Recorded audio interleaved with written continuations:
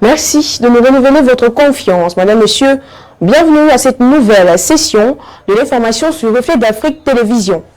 Selon le rapport sur l'économie camerounaise en 2023, publié par les services du ministère de l'économie, la masse salariale du Cameroun a connu une augmentation significative entre 2013 et 2023. En effet, cette masse salariale a grimpé de 566 milliards de francs CFA, soit une hausse de 71% pour atteindre 1357 milliards de francs CFA en 2023. Cette croissance importante s'explique en partie par le recrutement massif à la fonction publique au cours de la dernière décennie. Les effectifs de la fonction publique camerounaise sont passés de 206 000 à 346 557, soit une hausse de 68%. Parallèlement, les dépenses liées au personnel ont également augmenté, passant de 680 milliards de francs CFA à plus de 1 000 milliards de francs CFA pendant la même période. Pour inverser cette tendance, le gouvernement a commencé à rationaliser les recrutements. Par exemple, en juin 2021, le ministre de la fonction publique et de la réforme administrative a signé des arrêtés portant ouverture du concours pour le recrutement de nouveaux personnels, mais le nombre de postes ouverts a été considérablement réduit par rapport aux années précédentes. En outre, face à la hausse des prix des produits pétroliers, le président de la République, Paul Biya, a procédé à 2 revalorisations salariales en mars 2023 et février 2024. Ces mesures ont permis d'augmenter les revenus mensuels des agents de l'État et de revoir à la hausse les allocations familiales.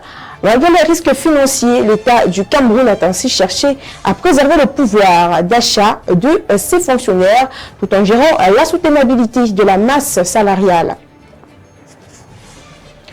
Toujours au Cameroun, le ministre des Finances, lui, Paul Motazi, a lancé un appel à une action concertée pour sortir le Cameroun de la liste noire des pays perçus comme finançant directement ou facilitant le financement des groupes terroristes. Il s'exprimait jeudi dernier à Yaoundé lors de l'ouverture d'un atelier de 2 jours organisé pour sensibiliser les organisations non gouvernementales ONG opérant dans le pays sur les risques liés au financement du terrorisme. Le ministre Louis Paul Motazi a révélé que le Conseil de sécurité des Nations Unies a longtemps classé le Cameroun parmi les pays finançant le terrorisme en raison de lacunes dans la suppression des failles que les criminels utilisent pour profiter et transférer de l'argent aux groupes terroristes.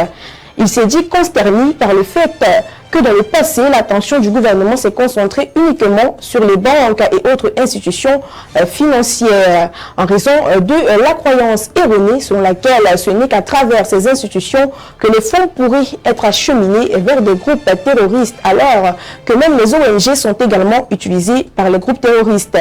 Pour renforcer la lutte contre le blanchiment des capitaux, le financement du terrorisme et la prolifération des armes de destruction massive, Paul Biya a signé en octobre 2023 le décret portant création du comité de coordination des politiques nationales. Ce comité, placé sous la tutelle du ministre des Finances, a pour mission d'élaborer et de coordonner au niveau national les activités visant à lutter contre le blanchiment d'argent, le financement du terrorisme et la prolifération des armes de destruction massive.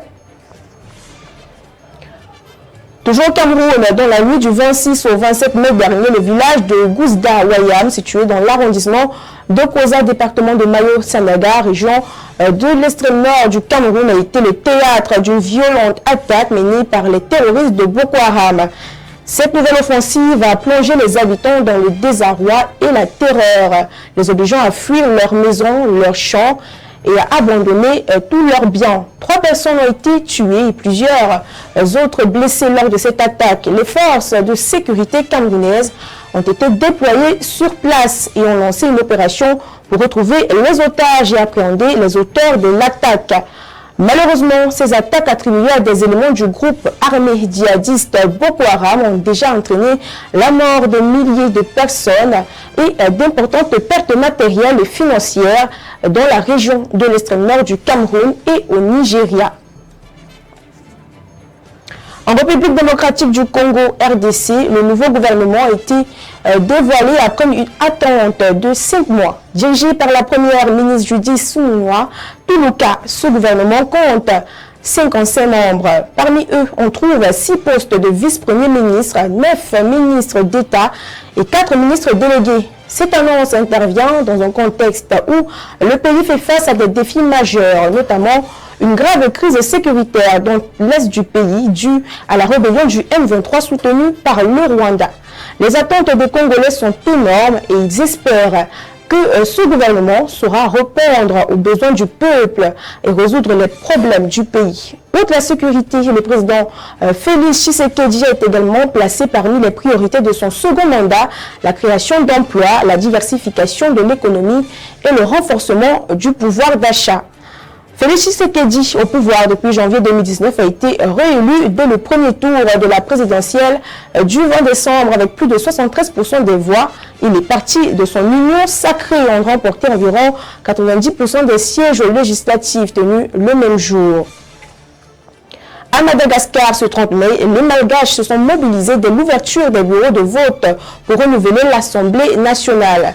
Jugés plus proches de leurs préoccupations que la présidentielle, ces élections législatives voient le parti au pouvoir, Tanora Malagasy Venona, chercher à conserver sa majorité au Parlement.